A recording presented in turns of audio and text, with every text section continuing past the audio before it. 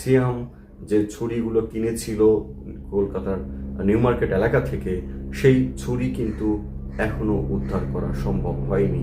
যদিও আজকে প্রায় মাসখানেক হয়ে গেল বা 15 দিনের বেশি সময় হয়ে গেছে, এই মূল হত্যাকারী যারা রয়েছেন সংশ্লিষ্ট তাদের সবাইকে গ্রেপ্তার করা হয়েছে, কিন্তু এখনো সেই আলামত হিসেবে সেই হত্যায় ব্যবহৃত ছুরি উদ্ধার করা সম্ভব হয়নি। তার চেয়ে বড় কথা, এই হত্যাকাণ্ডের সাথে সম্পৃক্ত যে ট্রলি ব্যাগ ব্যবহার করা হয়েছিল, আমরা সবুজ কালারের টাইপের একটি ট্রলি ব্যাগ দেখেছিলাম যে সঞ্জীপা গার্ডেন থেকে যখন বেরিয়ে হত্যাকারীরা যখন নিয়ে যাচ্ছে, সেই ট্রলি ব্যাগটি কিন্তু এখন উদ্ধার করা সম্ভব হয়নি। সুতরাং এই বিষয়গুলো কিন্তু হত্যা প্রমাণের জন্য, হত্যা যে হয়েছে সেটি প্রমাণের জন্য সবচেয়ে বেশি এভিডেন্সিয়াল গুরুত্বপূর্ণ রাখে, এভিডেন্সিয়াল সিগনিফিকেন্ট আছে এই বিষয়গুলো।